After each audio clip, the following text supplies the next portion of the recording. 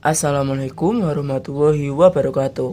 Halo teman-teman semua, kembali lagi bersama saya Pak David. Di video kali ini saya akan menjelaskan mengenai jenis-jenis kalimat berdasarkan fungsi dan isinya, yang mana materi ini sendiri terdapat pada mata pelajaran Bahasa Indonesia kelas 1 semester 1. Mohon disimak secara saksama dan secara baik-baik ya teman-teman. Terima kasih sebelumnya. Selamat menyaksikan.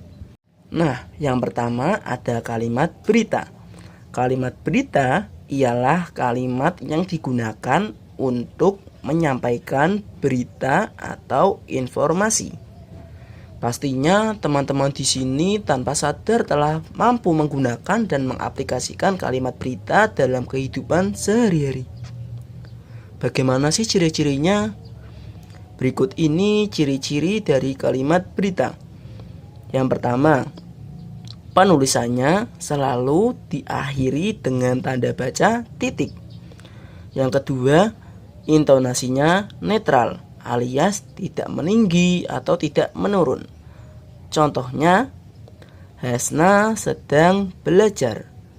Yang kedua, Hasan sedang bermain bola. Berikut ini contoh nyatanya. Yang kedua ada kalimat tanya. Kalimat tanya adalah kalimat yang digunakan untuk menanyakan sesuatu atau untuk mendapatkan informasi. Berikut ciri-ciri yang membedakan antara kalimat tanya dengan jenis-jenis kalimat lainnya. Pertama, diucapkan dengan intonasi makin menurun. Yang kedua, ditandai dengan adanya tanda tanya di akhir kalimat.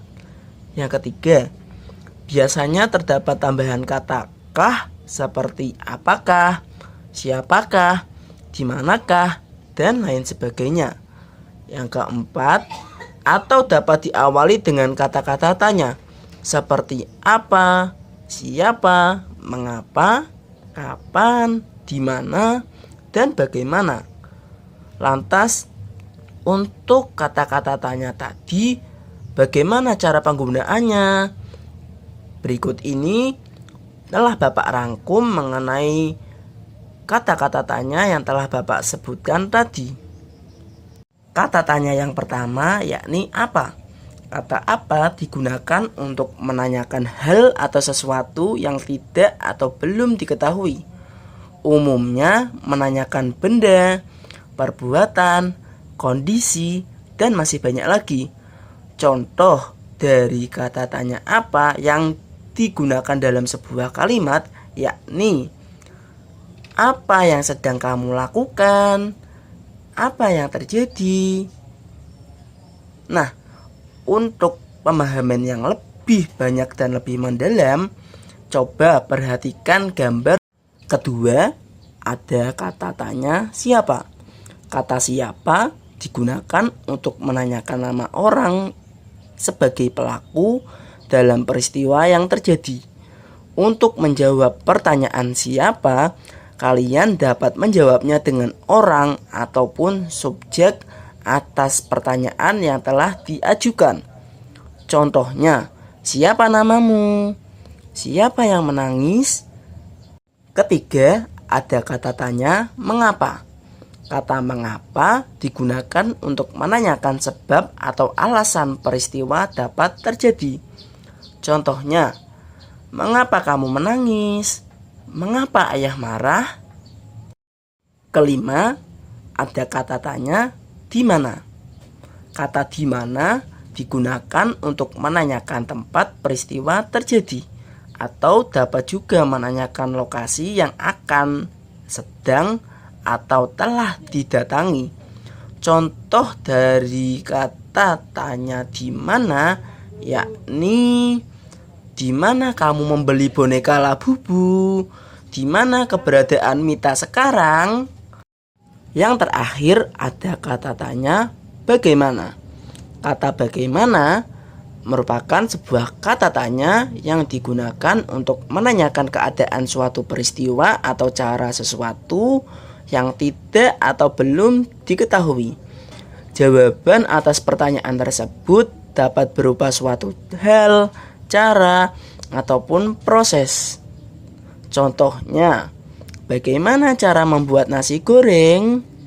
Bagaimana kamu bisa jatuh dari sepeda? Dan masih banyak lagi. Selain terdapat kalimat berita dan kalimat tanya, ternyata juga ada kalimat seru loh. Kalimat seru ini sendiri terbagi atas 4 jenis. Tetapi dari setiap jenis yang ada, kalimat seru selalu diakhiri dengan tanda seru. Pertama, ada kalimat seruan. Kalimat seruan ini menyatakan perasaan atau emosi yang kuat. Perasaan yang dimaksud dapat berupa perasaan bahagia, terkejut, kagum, heran, dan sebagainya. Kalimat seruan umumnya diawali dengan kata wah, wow, wih, dan hah. Contoh dari kalimat seruan yakni, wow, bagus sekali lukisanmu. Wah, hebat sekali kamu. Wih, benar-benar cerdas kamu. Dan sebagainya. Yang kedua ada kalimat perintah. Kalimat perintah adalah kalimat yang bertujuan untuk meminta orang lain melakukan sesuatu yang kita inginkan. Berikut ini ciri-ciri dari kalimat perintah. Diakhiri dengan tanda baca seru, biasanya juga diselipkan partikel penegas lah, ambilkanlah, cepatlah, dan lain-lain, atau kan, ambilkan, matikan. Kemudian apabila diucapkan secara lisan, intonasinya meninggi. Contoh dari kalimat perintah adalah sebagai berikut. Bawa buku ini. Kerjakan tugas segera. Matikan kipas itu. Ambilkan tas Bapak sekarang. Cepatlah keluar dari ruangan ini. Duduklah dengan tenang anak-anak. Dan lain sebagainya. Selanjutnya, yang ketiga ada kalimat larangan. Kalimat larangan merupakan kalimat perintah yang berupa larangan kepada orang lain agar tidak melakukan sesuatu hal. Ciri-cirinya yaitu diakhiri dengan tanda baca seru. Ketika diucapkan secara lisan, intonasinya keras dan semakin meninggi. Umumnya diawali dengan kata jangan atau dilarang. Contoh, jangan berisik dan dilarang menyontek. Kalimat larangan ini juga sering dijumpai pada lingkungan yang ada di dekat sungai, seperti dilarang membuang sampah sembarangan. Hal ini dilakukan untuk menyadarkan para masyarakat agar disiplin dalam membuang sampah, serta dapat ditemukan juga di lingkungan sekolah loh. Penasaran? Perhatikan beberapa contoh berikut ini. Yang keempat atau terakhir ada kalimat ajakan. Kalimat ajakan merupakan kalimat perintah yang berupa imbauan. Umumnya kalimat ini diawali dengan kata ayo, mari, yuk, dan lain sebagainya. Kalimat ajakan juga tidak mengharuskan orang lain sepakat atau setuju dengan kemauan kita. Contohnya, ayo bermain bersama. Jojo, mari belajar bersamaku. Yuk bantu Pak Tara.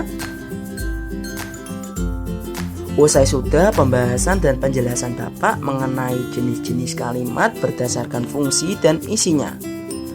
Sejauh ini, apakah teman-teman dapat mengerti dan mampu membedakan antara satu jenis kalimat dengan kalimat lainnya?